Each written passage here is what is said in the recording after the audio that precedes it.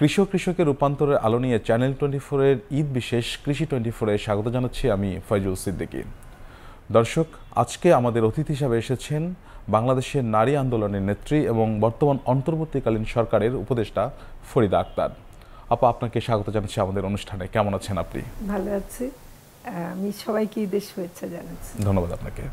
জুলাই বিপ্লব পরবর্তী যে বাংলাদেশের সরকার, এই সরকারে আপনি এসেছেন এবং মৎস্য প্রাণী সম্পদ মন্ত্রণালয়ের মতো একটা গুরুত্বপূর্ণ মন্ত্রণালয়ের দায়িত্ব নিয়েছেন। জুলাই বিপ্লবের পরে এই মন্ত্রণালয়কে আপনি আসলে কিভাবে পেয়েছিলেন?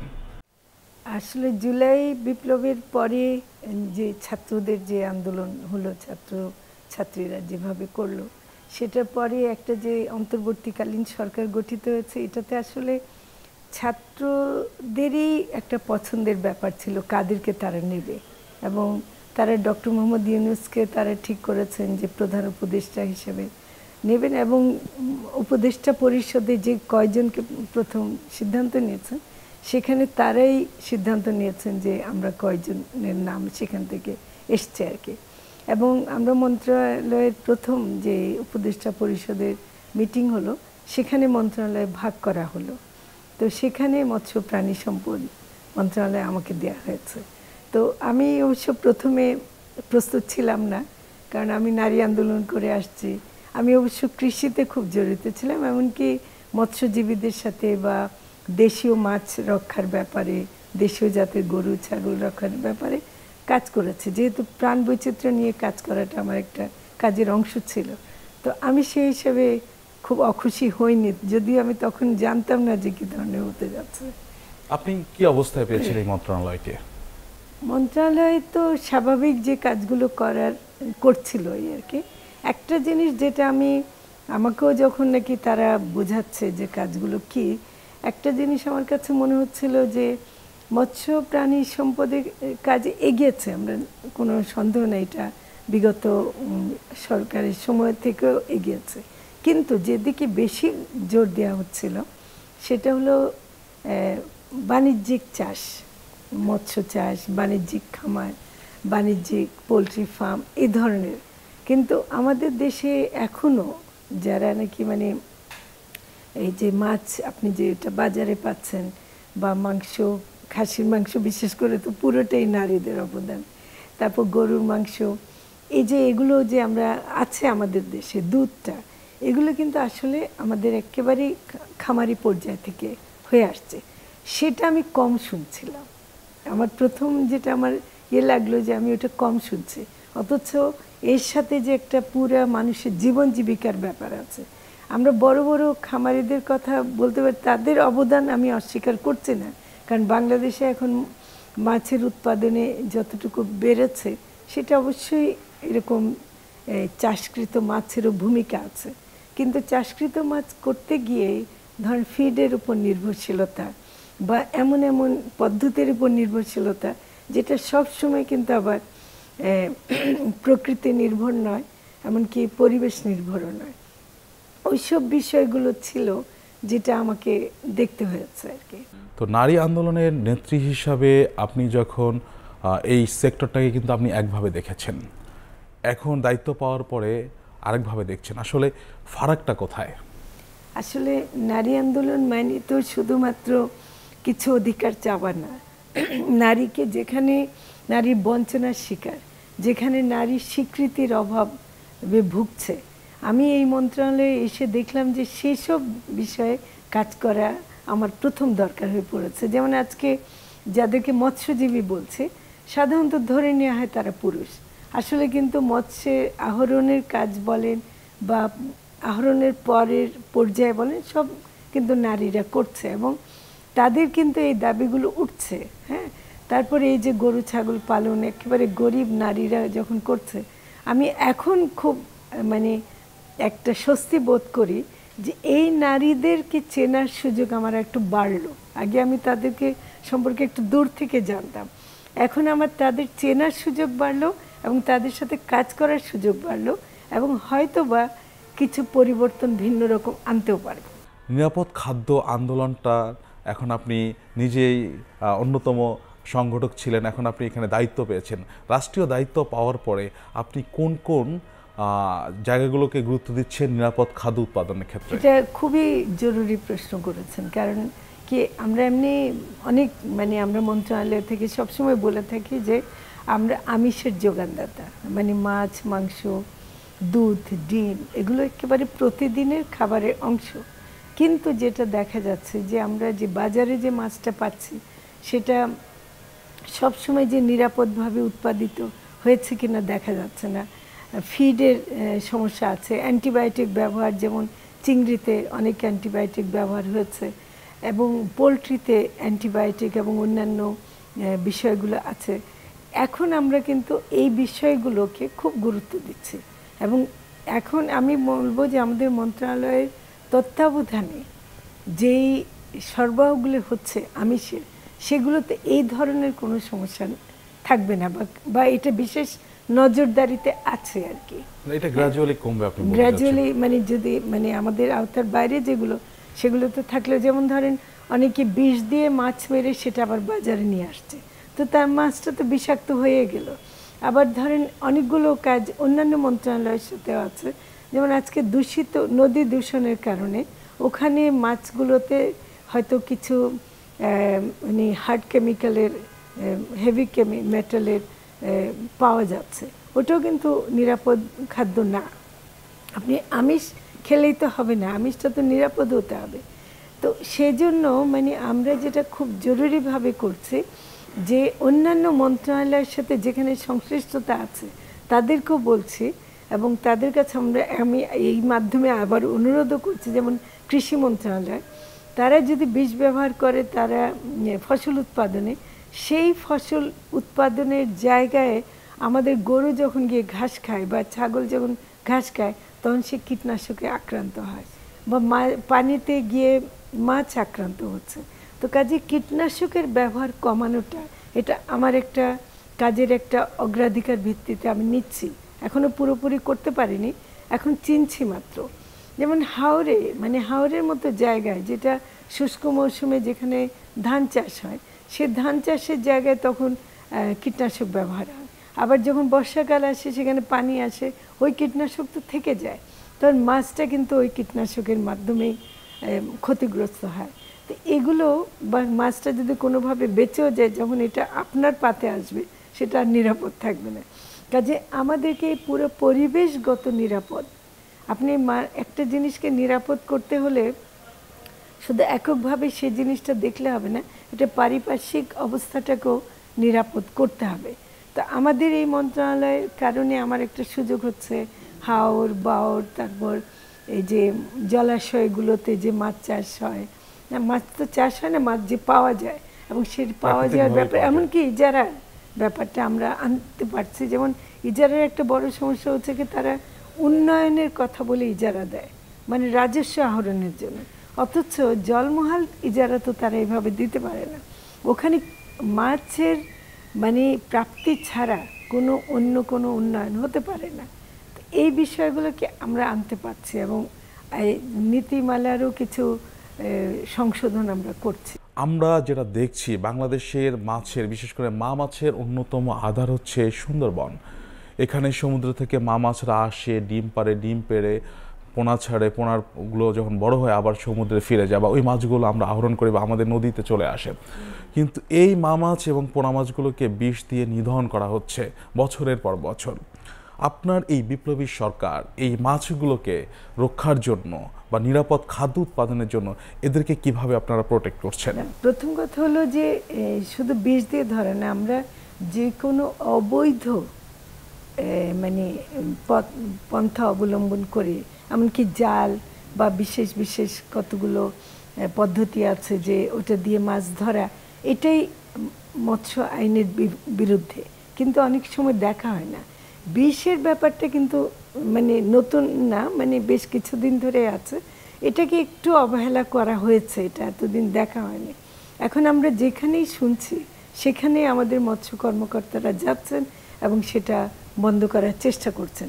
আমি মনে করি যে সুন্দরবনের মতো জায়গায় যেখানে এটা একটা বললেন, আপনি যেটা বললেন যেটা একটা মাছের আধার, এটাকে মানে করা মানে আমাদের পুরো খাদ্য ব্যবস্থা, বিশেষ করে মৎস্য সংক্রান্ত যে খাদ্য, সেটা উপরে একটা আঘাত। তো ফলে এটা আমরা কোনো মতে হতে দিতে পারি না। তো আমরা এই ব্যাপারে ব্যবস্থা অবশ্যই নিই। মাছের ক্ষেত্রে এখন আমরা যেটা দেখছি যে প্রচুর অ্যাকুয়াকেমিক্যাল এবং অ্যান্টিবায়োটিক ব্যবহার হচ্ছে, এবং আমরা কোনো কোনো ক্ষেত্রে কিন্তু আমরা তো মাছ এক্সপোর্ট করি, বিশেষ করে চিংড়ি আমরা ব্যাপকভাবে রপ্তানি করি, যদিও অনেক সময় এটা কমে আবার বাড়ে। তো এই যে অ্যাকুয়াকেমিক্যাল বা অ্যান্টিবায়োটিকের ব্যবহার, এটি আপনি নিজেই বলছেন এটি রোধ করার আপনারা ব্যবস্থা নিচ্ছেন। আপনি আমাকে যদি একটা দর্শকের জন্য যদি বলেন, যে একটা এক্সাম্পল বলেন যে আপনারা এরকম দৃষ্টান্তমূলক পদক্ষেপগুলো আপনারা নিতে যাচ্ছেন বা নিচ্ছেন। না, এমনিতে ধরেন অ্যাকুয়াকেমিক্যালের ব্যাপারে যেটা ওটা মানে নিষেধ আছে, এবং আমাদের যে ইউরোপিয়ান দেশগুলোতে যে রপ্তানিতে মানে বন্ধ হয়ে গেছে বা তারা নিচ্ছে না, এটা কিন্তু মূলত ওই পরীক্ষায় কেমিক্যাল ধরা পড়েছে বলেই নিচ্ছে না। বিশেষ করে অ্যান্টিবায়োটিকটা খুব বেশি ধরা পড়ছে। আমাদের কোয়ারেন্টাইন সার্ভিস আছে, মৎস্য বিভাগের কোয়ারেন্টাইন সার্ভিস খুব ভালো ল্যাবরেটরি আছে। তারা কিন্তু এগুলি পরীক্ষা করে, যে কোনো রপ্তানিতে পরীক্ষা করে তারা কিন্তু ছাড়পত্র দিচ্ছেন। তো ফলে এখানে কিন্তু কোনো মানে আমরা করছি না, মানে ছাড় দিচ্ছি না। এবং এই পর্যন্ত যেগুলো চিংড়ি কিন্তু রপ্তানি একটু কমে গেছে সেই কারণে। এবং চিংড়িতে যেটা বড় সমস্যা দেখা দিচ্ছে, আরও আমি যুক্ত করতে চাই আপনাকে, সেটা হলো যে ক্লাইমেট চেঞ্জের কারণেও, মানে ক্লাইমেট চেঞ্জ, এখন স্যালিনিটি বেড়ে গেছে। যেখানে আগে চিংড়ি হতো সেখানে আগে স্যালাইন পানি ঢোকাতো বাইরে থেকে, এখন সেটা স্যালিনিটি এত বাড়ছে যে সেটার কারণে অনেক কিছু করতে পারছে না। তো সেই রকম জায়গাগুলোতে আমরা দেখছি যে আমাদের কিছু পদক্ষেপ আমরা নিতে হবে। এবং এটা মানে আমি যেটা বলবো যে পদ্ধতিগুলো আমরা দেখছি যে কিভাবে এটাকে মানে রক্ষা করা যায় আর কি। যে একটা সময় সমুদ্রে মাছ আহরণ 65 দিন বন্ধ থাকতো, সেটি আপনারা 58 দিনে নিয়ে আসছেন, এবং পাশাপাশি এই প্রথম মনে হয় আপনারা একটা সিদ্ধান্ত নিতে যাচ্ছেন যে হাওরে মাছের আহরণ 30 দিন বন্ধ রাখবেন। নিশ্চয়ই এটি আপনার গবেষণার লব্ধ ফলাফল। তো আসলে আপনার এই যে মাছ আহরণ সমুদ্রে কমিয়ে নিয়ে আসা, আবার হাওরে 30 দিন বন্ধ রাখা, এটি আসলে মানে আপনাদের মূল লক্ষ্যটা কি? আচ্ছা, সমুদ্রে আগে 65 দিন ছিল, যেটা ইনফ্যাক্ট মে মাস থেকে শুরু হতো এবং একেবারে জুলাই পর্যন্ত চলে যেত। এখন যেটা দেখা গেছে যে আমাদের মানে সমুদ্র সীমা যেটা, ওটা ভারতের সাথেও তো যুক্ত। তো তারা যেটা করতো যে তাদের একটা ভিন্ন সময়ের কারণে তারা করতো কি, যে আমাদের যখন নাকি নিষেধাজ্ঞা থাকে, আমাদের জেলেরা মাছ ধরতে যেতে পারে না, কিন্তু ওই সময় অধিককার জেলেরা এসে বা ট্রলার এসে মাছ ধরে নিয়ে যাচ্ছে এবং কিছু করা যাচ্ছে না। তো এটাতে মানে মৎস্যজীবীদের একটা বড় ধরনের ক্ষোভ ছিল, এবং তারা বলছে হয় আপনারা কমান, নাইলে আমাদেরকে একটা সামঞ্জস্যপূর্ণ একটা সময় নির্ধারণ করেন। তো আমরা এটা বেশ অনেক দিন, 3-4 মাস ধরে এটা বাংলাদেশ মৎস্য গবেষণা প্রতিষ্ঠান, তাদের বিজ্ঞানীরা পরীক্ষা করেছেন, যারা বিশেষ করে ইলিশের জন্য এটা খুব জরুরি, এবং মৎস্যজীবীরা, আমরা সবার সাথে মিলে কয়েক দফা মিটিং করেছি। মিটিং করার পরে যেটা বিজ্ঞানীদের মতে, যে এটা কোনো অবস্থাতেই মানে এপ্রিলের ওদিকে বেশি টানা যাবে না। তা আমরা যদি ভারতের সাথে করতে চাই, তাহলে এপ্রিলের 15 তারিখ থেকে এখন যেটা শুরু করছে সেটা এই পর্যন্ত, আবার এর বেশি আগেও আনা যাবে না, কারণ ওখানে আবার মানে পূর্ণিমা, অমাবস্যা এগুলোরও ব্যাপার আছে। তো কাজে ওগুলো ওরা হিসাব করে দেখেছে যে আমরা যদি এপ্রিলের 15 তারিখ থেকে করি, আর ওদিক থেকে একটু কমিয়ে আনি, 65 দিন না করে আমরা ওটা শেষ পর্যন্ত 58 দিন রাখতে পেরেছি। এবং এটা যদিও যারা মৎস্যজীবী এবং ট্রলার যারা চালান, তারা আরেকটু কমাতে চেয়েছিলেন, কিন্তু আমাদের বিজ্ঞানীরা সেটা রাজি হননি। এবং রাজি না হওয়াটাই সঠিক, কারণ এখানে তো কিছু বৈজ্ঞানিক ব্যাপারও আছে। কাজে আমাকে তো মাছটাকে তো ওভাবে বেড়ে উঠতে দিতে হবে। আমি শুধু ওই এখনই ভারতের সাথে কম্পিটিশন করতে গিয়ে আমার মাছটাকে যদি বাড়তে না দিই, তাহলে তো হবে না। কিন্তু এখন যে সময়টা নির্ধারণ হয়েছে, এতে মানে প্রতিবেশী কোনো রাষ্ট্রই আমাদের চাইতে নিষেধাজ্ঞার সময় এসে ধরতে পারবে না। এটা হলো সমুদ্রেরটা, জি। এটা হাওর, 58 দিন। জি, হ্যাঁ? 58 দিন। আচ্ছা, এখন হাওরেরটাও কিন্তু আমি এসে একটা জিনিস করেছি যে আমি বিভিন্ন জায়গায় সরাসরি গেছি, গিয়ে মানে হয় কি নিজে কানে শুনলে নিজে দেখলে ব্যাপারটা বই পড়ার চাইতে বেশি হয়। তো আমি সেজন্য গেছি এবং গিয়ে যাদের সাথে কথা বলেছে তারা একটা জিনিস বলছে যে আমরা তো চাই যে মাছগুলো বড় হোক, মাছগুলো এগুলো তো প্রকৃতির দান, এটা তো আমরা চাষকৃত মাছ না যে আমি ইচ্ছা মতো দিলাম, পোনা ছাড়লাম আর হলো, তা তো হবে না। এটা প্রকৃতির একটা নির্দিষ্ট সময়ে আসে এবং তখন বাড়ে এবং সেটাকে আমরা বাড়তে যদি দেই তাহলে আমরা পরবর্তীকালে আবার বড় মাছটা পাবো, যেটা আমাদের জনগণ পাবে। মাছটা পাবো মানে এটা জনগণের জন্য একটা খুব জরুরি। তো সেটা তাদেরই মানে অনুরোধ ছিল এবং তারাও কিন্তু আমরা ওখানে বসেও পরামর্শ নিয়েছে যে এটা জ্যৈষ্ঠ মাসে করবো না, বৈশাখ জ্যৈষ্ঠ থেকে শুরু করব কিনা। এইভাবে করতে গিয়ে 30 দিন, এখনও ওটা ঘোষিত হয়নি, এখন ওটা প্রক্রিয়াধীন আছে, কিন্তু ওইটা আমরা করব। এবং এটা হাওরবাসীদেরই দাবি, এটা তাদেরই দাবি এবং সেই দাবিতেই করছি। আমি এখানে একটা জিনিস যোগ করতে চাই যে আমাদের যে কাপ্তাই লেক আছে অনেক বড় রিসোর্স, আমাদের সম্পদ, এবং গবেষণা বলছে যে এখানে যদি মাছ ঠিকভাবে বেড়ে ওঠে বা এখানে যে মাছ করা যায় তাহলে বাংলাদেশের মাছের যে চাহিদা তার উল্লেখযোগ্য অংশ কিন্তু এখান থেকে মেটানো সম্ভব। সেই কাপ্তাই লেক তো আপনারই এলাকায় বলা যায়, হ্যাঁ বিএফডিসি আপনার অংশের এবং আপনার চট্টগ্রামেরই, সেটাকে আপনি কতটুকু গুরুত্ব দিচ্ছেন?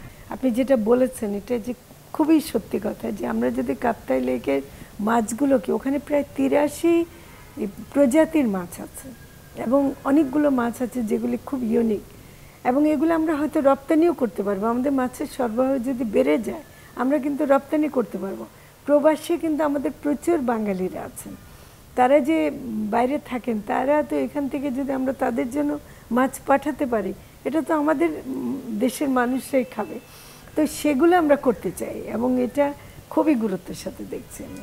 গ্রামীণ অর্থনীতির কথা যদি বলি, সেখানে কিন্তু সবচেয়ে বেশি অবদান মুরগি কিংবা গরু, ছাগল, ভেড়া, যেগুলো হচ্ছে প্রান্তিক মানুষরা লালন পালন করেন, সেই খাতটা কিন্তু আস্তে আস্তে এটা বড় বড় ব্যবসায়ীরাও কাজ করছেন।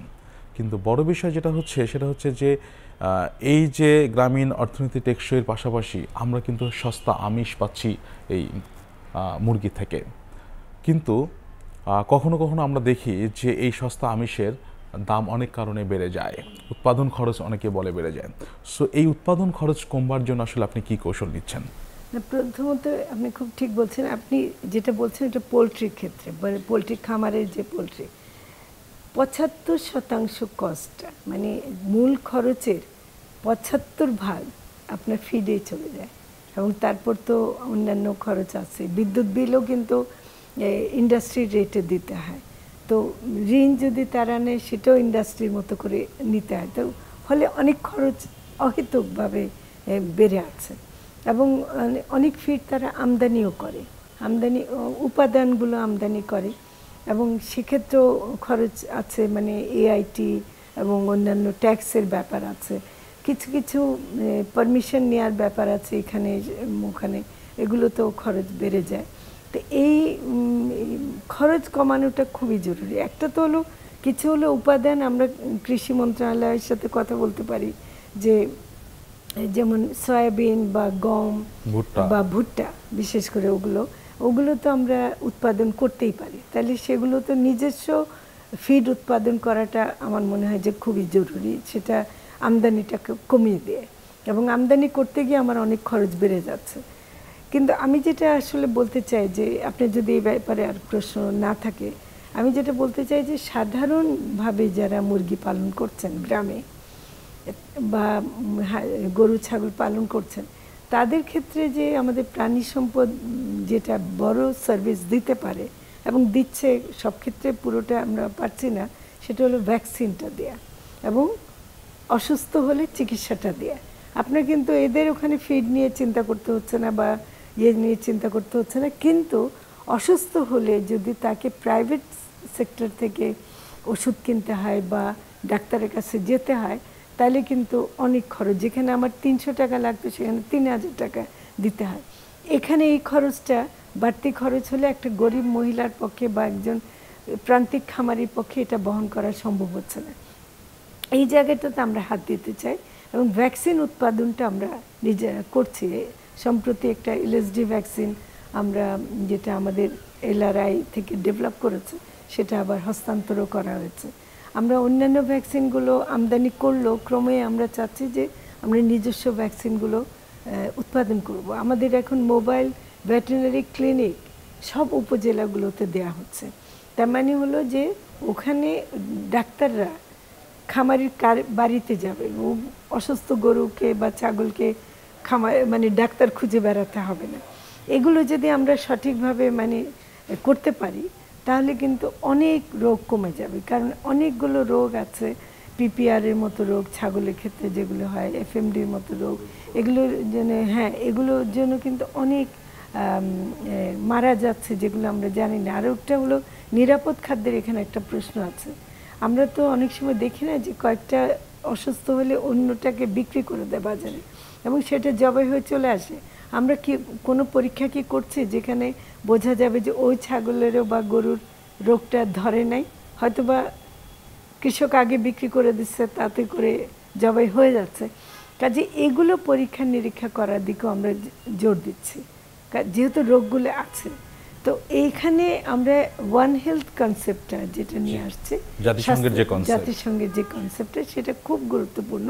কারণ মানুষের যেমন আমি যদি একটা রোগ আক্রান্ত গরুর মাংস খাই বা ছাগলের মাংস খাই বা মুরগির মাংস খাই, সেটা কিন্তু মানুষের শরীরে গিয়েও কিন্তু একটা রোগের সৃষ্টি করবে এবং সেটা ভয়াবহ হতে পারে। তো এগুলো আমরা মনে করছি যে এই ওয়ান হেলথের কনসেপ্টের আওতায় আমরা কাজ করে আমরা এটাকে দূর করার চেষ্টা করব। মানে এখানে নিরাপদ শুধু না, এখানে আমরা মানে একটা মানে মৃত্যু ঝুঁকি থেকে মানুষকে বাঁচানোর চেষ্টাটা দরকার আর কি। তো একদিকে আমরা খাদ্য নিরাপত্তার কথা বলি, আমিষের যোগানের বাড়ানোর কথা বলি, কিন্তু সেই আমিষটাকে নিরাপদ আমিষ যতক্ষণ না হবে সেটা আমিষ হিসেবে আমি নিতে রাজি না আর কি। আমাদের যে যারা বড় বড় এখন যারা এসছে, বিশেষ করে পোলট্রি খাতের লোকজন যারা ব্যবসায়ী আছেন, তারা বলছে যে তারা হচ্ছে এই মাংসগুলোকে রপ্তানি করতে চায়। রপ্তানি করতে গিয়ে তারা যেটা দেখে যে হচ্ছে অনেক সময় কম্পিটিশনে তারা পারে না। তো এই কম্পিটিশনটাকে আপনি কত সহজ করে দিতে পারবেন? আসলে পোলট্রি যারা খামার চালাচ্ছেন মানে ফার্মগুলো, তাদের অনেক সংস্থার সাথে আমি কথা বলেছি, তো তাদের ভূমিকা কিন্তু ভালো।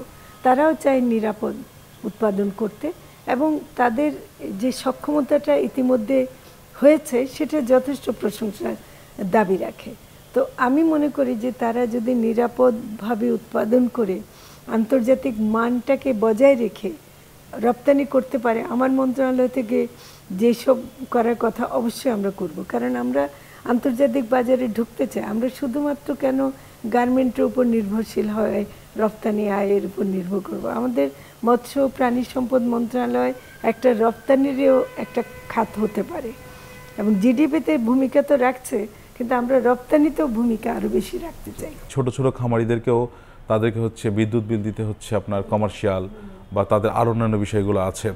তো এই জায়গাটায় আপনারা কি অনুঘটক হিসাবে কাজ করতে পারছেন? আমরা যেমন ইতিমধ্যে বিদ্যুৎ বিল মানে কৃষি রেটে আনার জন্য আমরা বিদ্যুৎ বিভাগকে অনুরোধ করেছি, তারা সেটা আবার অর্থ বিভাগের কাছে দিয়েছে। এটা এখনো প্রক্রিয়াধীন আছে, কিন্তু এই ফাইটটা আমি করব। কারণ কোনো অবস্থাতেই ক্ষুদ্র খামারিরা কমার্শিয়াল রেটে দেওয়াটা কোনোভাবেই যৌক্তিক না, এটা আমরা করব। আমরা ঋণের ব্যাপারেও আসলে যেন ঋণ সহজে পেতে পারে সেটার জন্য আমরা একটা প্রস্তাব সরকারের কাছে রেখেছি। সেটা হলো মৎস্য প্রাণী সম্পদ উন্নয়ন ব্যাংক। সেটা যদি হয় তাহলে কৃষি ব্যাংকের মতোই আরেকটা ব্যাংক হবে, যেখানে ক্ষুদ্র খামারিরা, মৎস্যজীবীরা যারা কাজ করতে চায় তারা যেন ঋণ সহজ শর্তে পেতে পারে। সেই রকম সুযোগগুলো যদি আমরা তৈরি করতে পারি তাহলে দেখবেন যে এখন যে তরুণ সমাজরা যারা এই জুলাই আন্দোলনটা করলেন, একটা নতুন দেশ দিলেন, তারাও তো এখন মানে অর্থনৈতিক কাজে জড়াবে।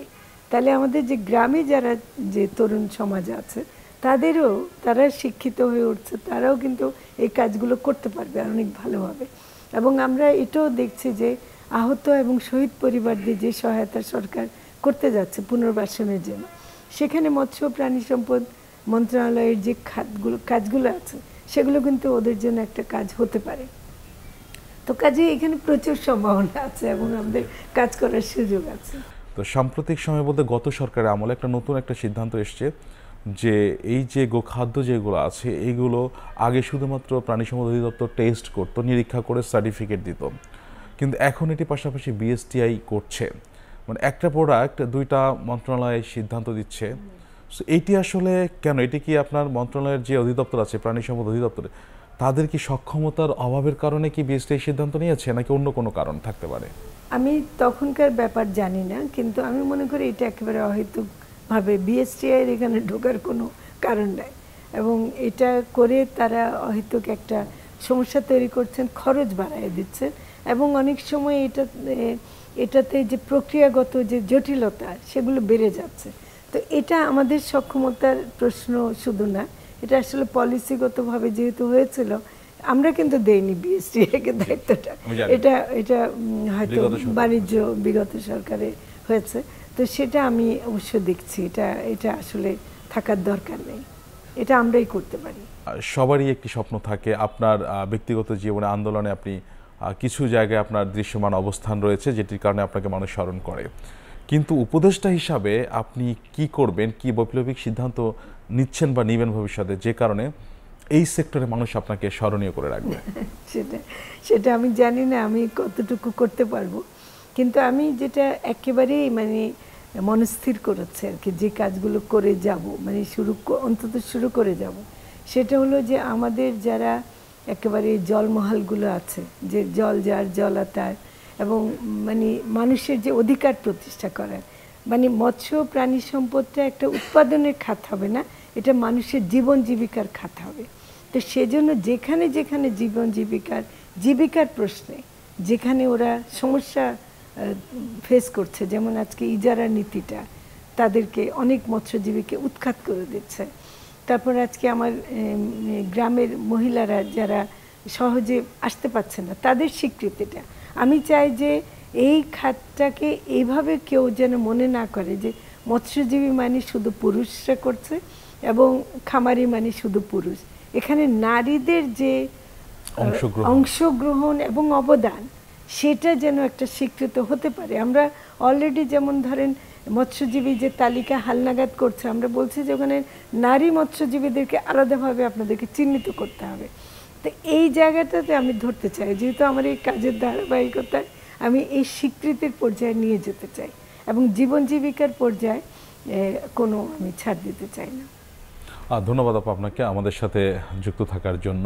আমরা অনেক বিষয় নিয়ে কথা বলছি, বাট আমি যেটি চাই যে আপনার যে লিগেসি, যে সিদ্ধান্তগুলো আপনি নিতে চান, এই বৈপ্লবিক সিদ্ধান্তগুলো আসুক, দেশের প্রান্তিক মানুষরা যেন উপকৃত হয় সেই প্রত্যাশা থাকবে।